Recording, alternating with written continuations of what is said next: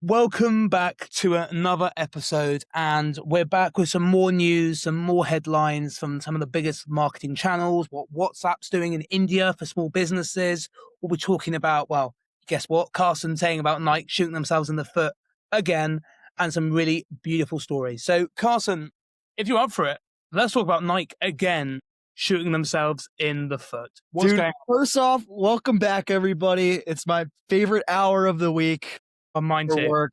Love getting to talk with Luke. Love getting to talk about advertising and just get to not think about everything else going on, right? So we've got a probably a shorter episode this week, but nonetheless still very interesting with news in the advertising industry. And the first piece of news is, I hate to bring it up again, Luke. I really do. You do it I every hate week. to do it, but Do it. Nike just cannot stop shooting themselves in the foot. They really can't. They're in their own way. And I want to share this and talk to everybody about what I mean, because it's tough. It's tough to look at. Nike posted this after Yannick Sinner won his sixth title at French Open. Was it? I think so. I think it was the French Open. So the tweet says Yannick Sinner can do it all. 6 consecutive titles, a career Golden Masters, and new record set on home soil. This isn't just history; it's his story in the making. And the ad is actually you can win them all. The amount of backlash, not backlash, but like ragging on Nike that this gave them was tough. Yeah. It's tough to watch. They like. Does that headline inspire you? Is inspiring the right? I'm gonna say, is inspiring the right word? I don't know. It's a difficult one. I mean, I'm gonna be the worst person ever and ask before I give you my opinion. What do you feel like right now when you look at that? Like, what is that first emotional instinct when you see it? I feel confused. Yeah. Because I'm like, if I don't know tennis, that doesn't tell me anything. Like, actually, you can win them all. What? I don't know Yannick Sinner. Like, what does that mean to me? And even if you do know tennis, I think you're probably more on the lines of like, this is so dull. Well, but isn't it a classic example though? We see it all the time, right? Where like brands, they say things that are a bit too vague and they're not concrete enough, right? You know? Yeah. Yep, that's exactly it. There's no concreteness to it. I mean, mate, I'm in the land of SF, and may I say, I look at some people's ads and I'm like, holy moly, some people do not know how to do copy. Like surprising amounts. Like, it is worrying where the market's going in the sense of like people with AI, because we talked about it before, right? Lots of AI companies, they really struggle to build emotion around their product. So you get into this really like horrible flywheel where they just give more generic, vague slop in copy and no one gets it, right? Yeah. You know? Yep. It's But tough. yeah, anyway, it's tough. It's They can't tough. stay out of their own way. I mean, every time they say something and put a new ad out, organic or paid or whatever, it's rough. But this is one of the ones I want to highlight is United's S tier taxi cab ads. Yeah. So this is in New York. Time to JFK, 46 minutes. Time to Right. Newark, 21 minutes. Fly United out of Newark. This is like the least creative but most powerful advertising that you could do. Too concrete. It's actually like, can you be too concrete? Exactly. Like you don't look at this and you say, "Oh, this is creative," but you look at this and you're like, "Oh, this ad can move product, move numbers, like get people to buy." Because now you're showing people like, "Oh, why would I go to JFK if I could just go to Newark in half the time?" Like, "Oh, if I'm in a rush and I'm flying United, like now I know I can just go fly out of Newark. It's easier." Yeah. But it's Like like, I thought that was awesome. yeah, it's good. It's concrete. I mean, I think we can't be having a go at Nike for being unconcrete, and then we can't now have a go for someone being over concrete, right? Yeah. So I am conscious that I can't be like too negative, but I think, to be fair, for a flight company like that, I think it makes sense. I think it's a clever.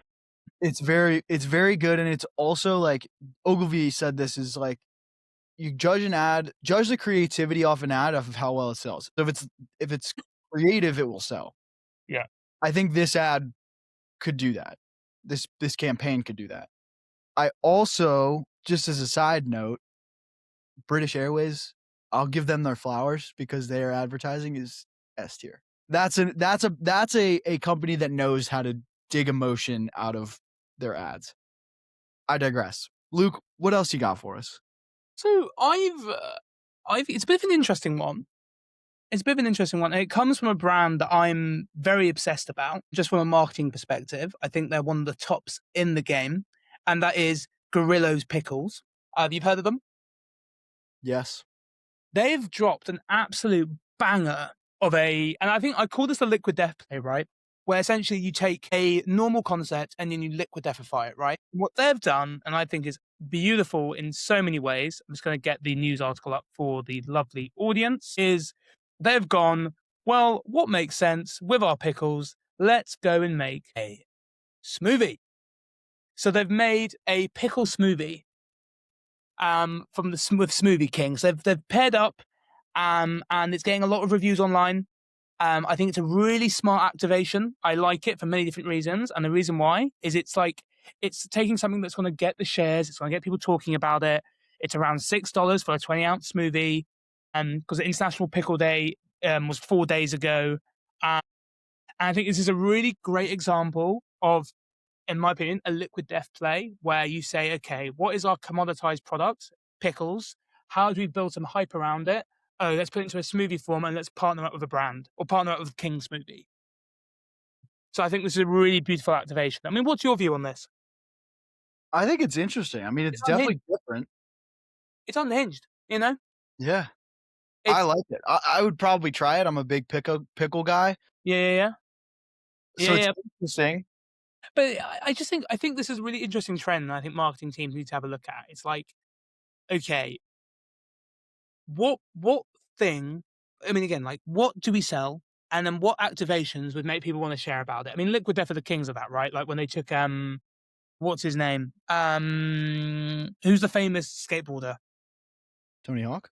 Tony Hawk, and they took his blood and they put it into like some weird blood activations, and they did like the coffin, or they did a partnership with Yeti, and they did like really smart partnerships that like build this limited edition run and then builds this hype, right? I can guarantee, and I haven't gone into much detail, they're doing a very good organic. They'll be doing really good organic distribution with this. I can just guarantee it, right? I just know how they operate. I know they'll be doing this a good. I know they'll be doing a really good job on it. So yeah, that's the pickle smoothie. Do you want me to keep going? Let's hear it. Let's hear another one. So the other thing in the news, and this is a fun one, and it's Carson's favorite thing in the world. It's out of home advertising. A company called Wisp essentially have realized that let's make out of home ads that answer all the Google questions that people have at 1 a.m. So I will share that now. It's a good thing. It's a good thing. So it's towards women. And essentially, they're basically using the headlines. So it's like a telehealth platform. And it's pulling the language directly from the searches, the frustrations and the conversations that many women have in private. And they're bringing it out and they're showing it and being loud about it. I think it's clever.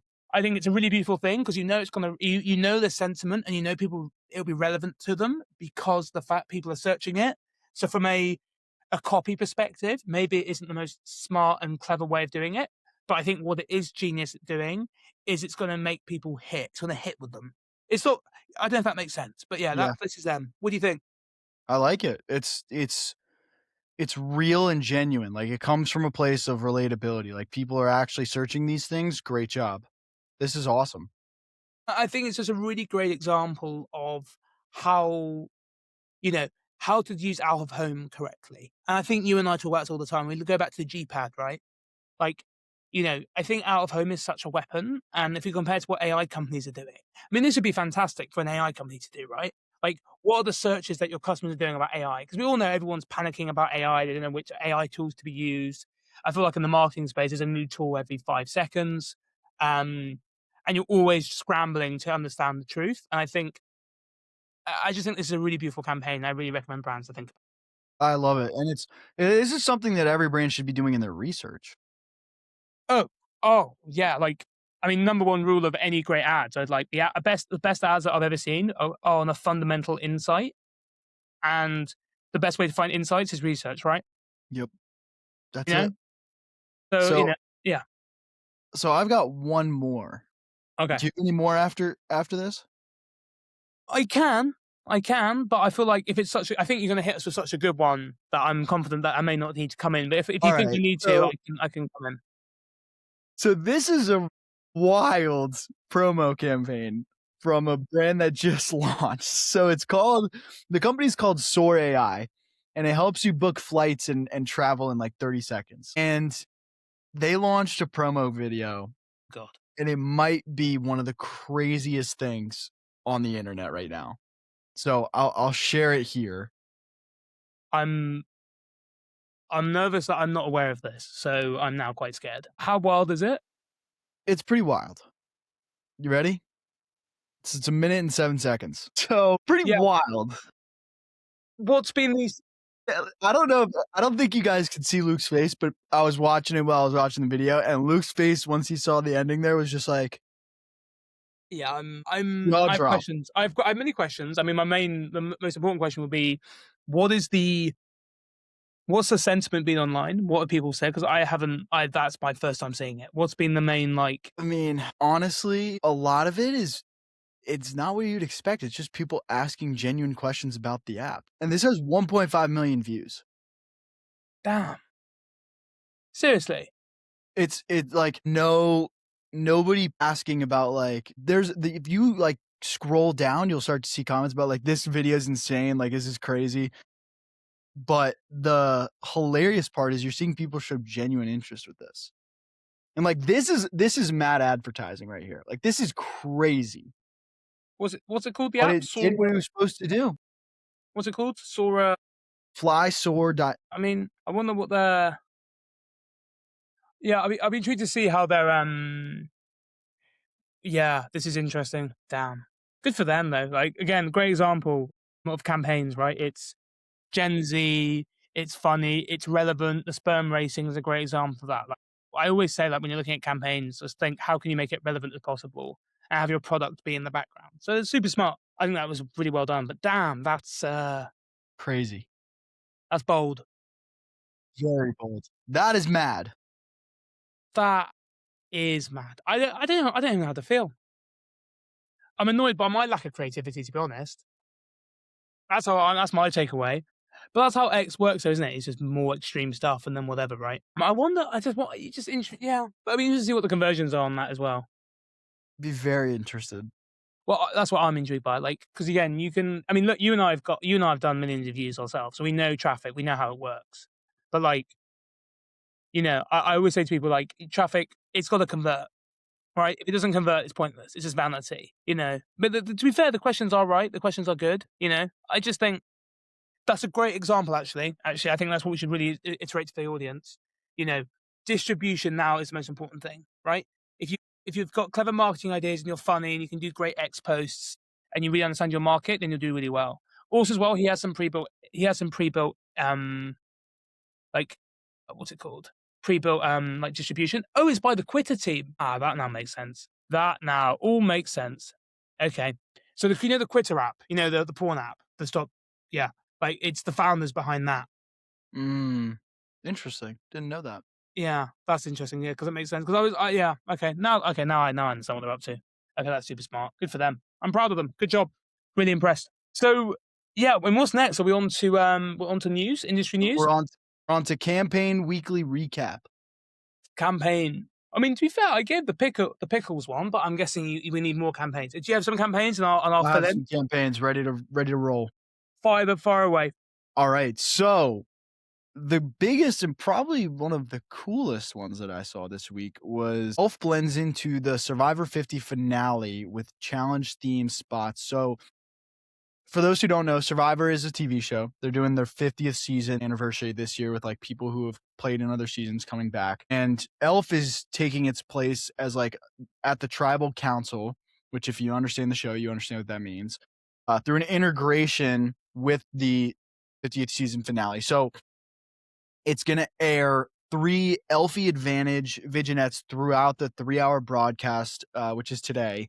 And it's the first live Survivor reunion in 7 years. So the spots are starring the creator Delaney Rowe and the Survivor contestant Tiffany Irwin, and they're inspired by the reality competition series to promote three elf products. So it's basically like hiding instead of doing this where I explain it, I'll show the video instead because this will be a lot more telling of what we're looking at here.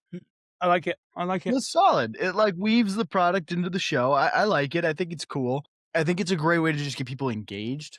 Like Mm. I don't know if this is a selling campaign and more of like a brand campaign to get people to use products more and kind of understand the use case of like you can blend in with whatever you want is kind of the message I'm taking from this. But I thought it was cool. I thought it was a cool campaign, cool activation, good way to weave into a season finale. And I think a makeup brand for this instance, they did a great job tying the two together. And I would argue to people that's one of the harder things, in my opinion, is how do you weave in your story where it makes sense? Because I think a big problem is a lot of people make campaigns and that makes no sense. And yeah, so like I would say to people that is a good job. That's a really good job. And Very good. I'm very impressed. Really impressed. Wow. Any more? Any more? So I've got one more, but I know you have one to cover. Yeah. I mean, would you like? Do you want me to? You want me to do this one? Okay. So hold on. Let me actually wait. We can just like re-edit. It's fine. Do you want me to cover this one? Yeah. Yeah, yeah. Okay. Let's have a look. Nice. I was going to do one on like the World Cup, but we can. Oh yeah, we can do this one. Micro charms. Oh yeah, this like short form stuff, right? Yeah. Okay, nice. Yeah, that's super easy. That's super easy. Let me. Okay, fine. We can edit this. Right. Cut. Here we go. Share screen. We can just cut up the share screen section. Second screen, entire screen. Hold on. Let's get set up. So the campaign that we have stumbled on upon would be Dr. Pepper gets into microdramas. And I think this is a really interesting trend that me and Carson have spotted, and I think it's going to continue, is more brands are going to spend more time building these like mini series that are really micro drama to create this like story and this really sharp storytelling, and then bringing the product in, right? Owning the mind share. I'm super excited by this. It's a pepper flame. I mean, Carson, what's your views on this? I think this is a cool one. I think like it shows a different side of what brands are going after. I also think it's just a very refreshing way to like dig into this series stuff. Like series are kind of becoming more and more popularized. Like I think 2026 is more of a breakout year.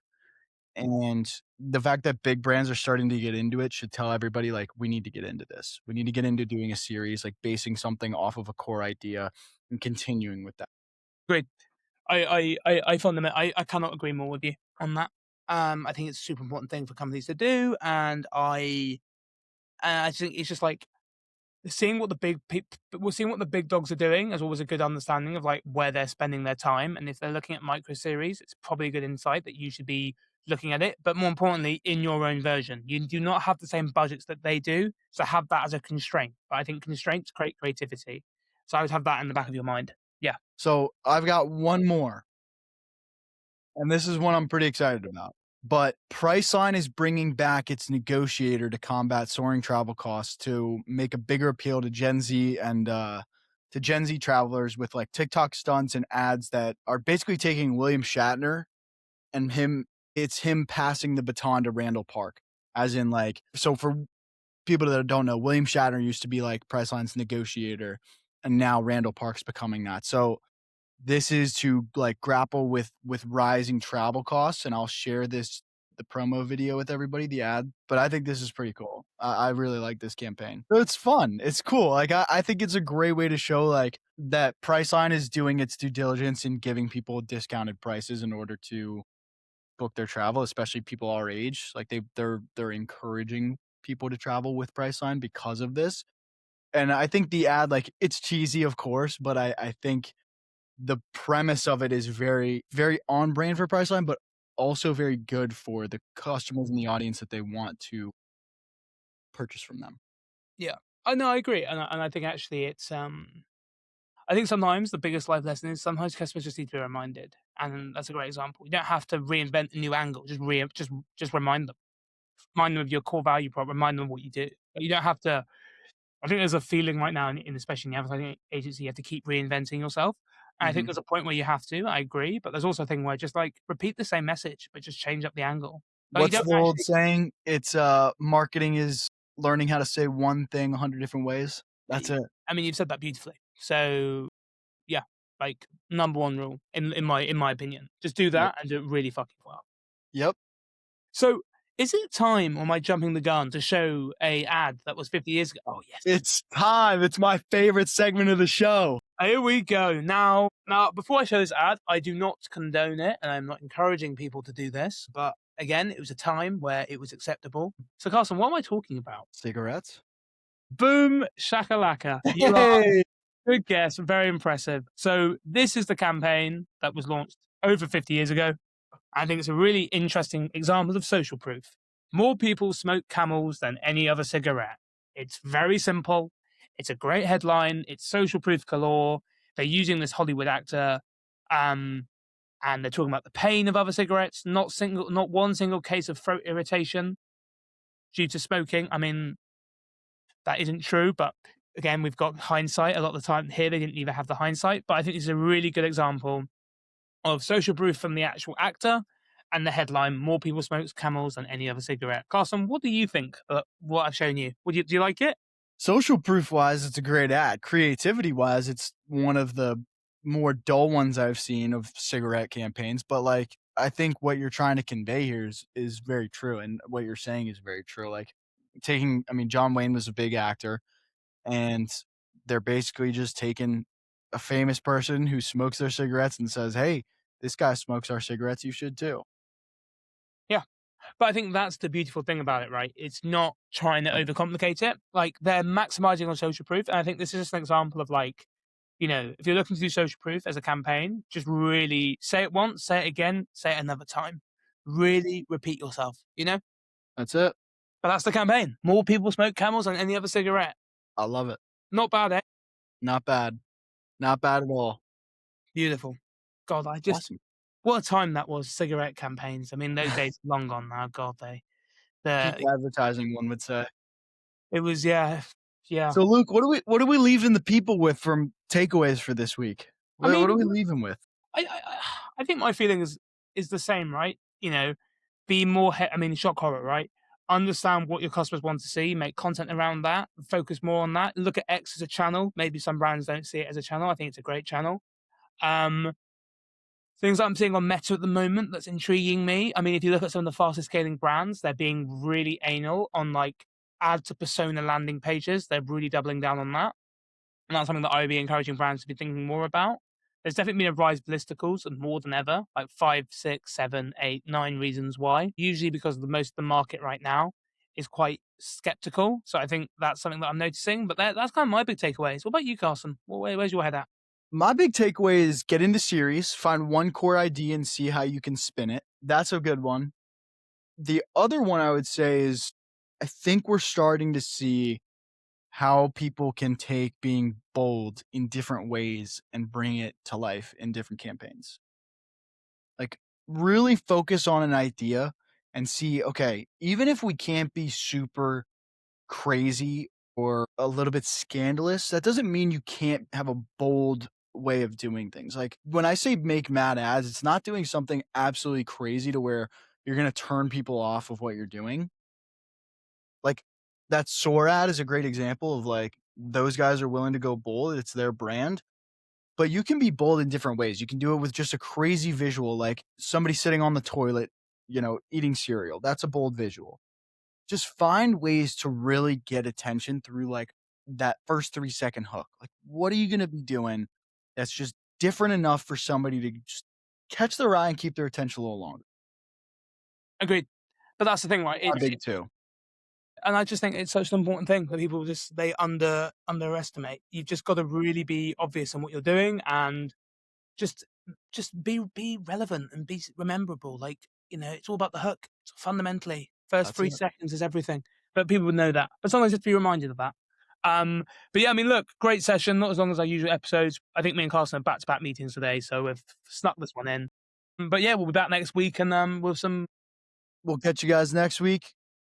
comment, like, subscribe, send Do this that to stuff. anybody you think would like it. Appreciate you guys watching as always, and Peace.